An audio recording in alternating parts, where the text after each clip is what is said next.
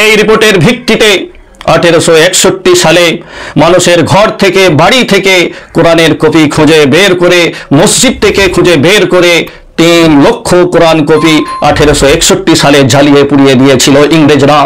তারপরে 1863 থেকে নিয়ে 1867 মধ্যে এই 3 বছরে ইংরেজরা 14,000 আলিমকে ফাঁসি দিয়েছিল। দিল্লির চাঁদনি চক থেকে নিয়ে পাকিস্তানের খৈবার পর্যন্ত যে রাস্তা আছে, যে রাস্তার ধারে সারিবদ্ধভাবে যত গাছ আছে, সমস্ত গাছে একটি একটি করে আলিমকে ফাঁসি দিয়ে ঝুলিয়ে দেওয়া হয়েছিল।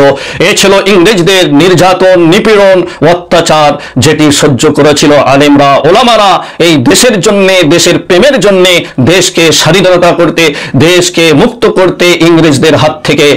আজ বড় আফসোসের বিষয়, এই আলেম ওলামাদেরকে দেখলে অনেকে নাক ছিটকায়, অথচ এই আলেমদের রক্তেতে, এই আলেমদের কোরবানিতে ভারতবর্ষ স্বাধীন হয়েছিল।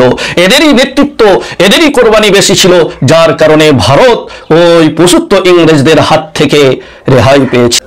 বালাকোটের বিপর্যয়ের পর 1857 সালে ভারতবর্ষের বড় বড় আলেমদের অংশগ্রহণে দিল্লিতে অনুষ্ঠিত হয় এক বিরাট ওলামা কনফারেন্স।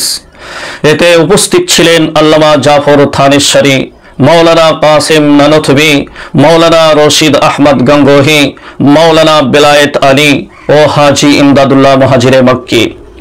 সবাই সভাপতিত্ব করেন মৌলানা কাসেম নানথবি। তিনি বয়ানে বলেন, ইংরেজদের জুলুম অত্যাচারের মাত্রা ছাড়িয়ে চলে গিয়েছে, সুতরাং আমাদেরকে পূর্ণ প্রস্তুতি নিয়ে, পূর্ণ তৈয়ারি নিয়ে ইংরেজদের বিরুদ্ধে লড়াই চালিয়ে যেতে হবে।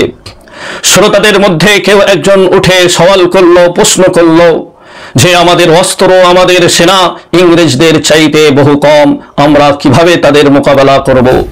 মৌলানা কাসেম নানথবি রহমাতুল্লাহ আলাইহি বলেছিলেন, বদর যুদ্ধের সময় যে আল্লাহ ছিলেন এখনো সেই আল্লাহ আছেন, আর আমাদের সংখ্যা কি 313 চাইতে কম? মৌলানা কাসেম নানথবি রহমাতুল্লাহ আলাইহির এই উদ্দীপ্ত ভাষণ শুনে উপস্থিত স্বাধীনতাকামী মানুষের মনোবল বেড়ে গিয়েছিল হাজার গুণে। এরই ফলে অনুষ্ঠিত হয়েছিল ভারতবর্ষের আন্দোলনের সবচাইতে বড় যুদ্ধ, শানদার যুদ্ধ, তাহরিকে আজাদি, রেশমি রুমাল আন্দোলন।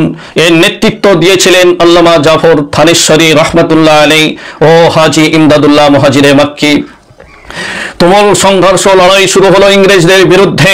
ইংরেজদের বিরুদ্ধে বড় সংগ্রাম চালু হয়ে গেল, কিন্তু কিছু বিশ্বাসঘাতকতাদের কারণে, কিছু মুনাফিকের কারণে এই সংগ্রামে, এই আন্দোলনে পুরোপুরি বিজয় অর্জিত হয়নি। তবে এই বিপ্লব মানুষের মনে একটি স্পিরিট ও জজবা তৈরি করতে সক্ষম হয়েছিল। এই সর্বপ্রথম মানুষের মনে আত্মবিশ্বাস জন্মেছিল যে ইংরেজদেরকে তাড়িয়ে নিজের মাতৃভূমি মুক্ত করা, নিজের মাতৃভূমিকে স্বাধীন করা সম্ভব। এবং ইংরেজরাও বুঝে গিয়েছিল যে ভারতবর্ষে আমাদের রাজত্ব আর বেশি দিন চলবে না, কেননা মুসলমান এবং মুসলমানদের ওলামারা যে আন্দোলন শুরু করেছে এর মোকাবেলা করা আমাদের দ্বারাই অসম্ভব। সেই জন্য তারা তাদের মনীষী, জ্ঞানী, গুণী যারা ছিলেন তাদের কাছে গিয়ে জিজ্ঞাসা করলেন, তাদের কাছে গিয়ে মশওয়ারা নিলেন যে ইংরেজ হুকুমত যদি ভারতবর্ষে কায়েম রাখতে চায় তাহলে আমাদের কি করতে হবে, আমাদের করণীয় কি হতে পারে। তাদের মধ্যে একজন ছিলেন ড ইউলিয়াম মোর। তিনি বলেছিলেন, ভারতবর্ষে ইংরেজ হুকুমত যদি কায়েম রাখতে চাও তাহলে দুটি কাজ করতে হবে। একটি হলো মুসলমান আলেম ওলামাদেরকে কতল করে দিতে হবে, তাদেরকে শেষ করে দিতে হবে, আর মুসলমানদের কোরআন কপি সব জ্বালিয়ে পুড়িয়ে শেষ করে দিতে হবে। কেননা মুসলমানদের আলেম আর এই কোরআন জনগণের স্পিরিটকে, জনগণের মনোবলকে বাড়িয়ে দিচ্ছে। আজাদি আন্দোলনের মুখ্য ভূমিকা এরাই পালন করেছে। এদেরকে যদি শেষ করে দেওয়া হয় তাহলে ইংরেজ হুকুমত ভারতবর্ষে কায়েম থাকবে।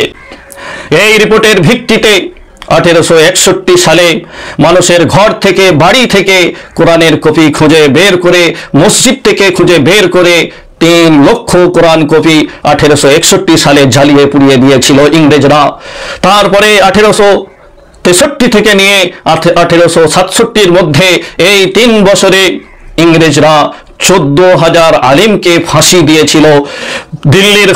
দিল্লির চাঁদনি চক থেকে নিয়ে পাকিস্তানের খৈবার পর্যন্ত যে রাস্তা আছে, যে রাস্তার ধারে সারিবদ্ধভাবে যত গাছ আছে সমস্ত গাছে একটি একটি করে আলেমকে ফাঁসি দিয়ে ঝুলিয়ে দেওয়া হয়েছিল।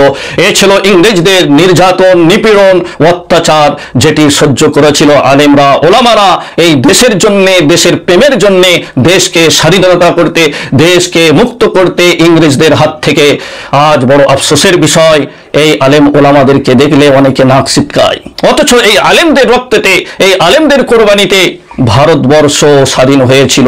এদেরই নেতৃত্ব, এদেরই কোরবানি বেশি ছিল, যার কারণে ভারত ওই পশুত্ব ইংরেজদের হাত থেকে রেহাই পেয়েছে।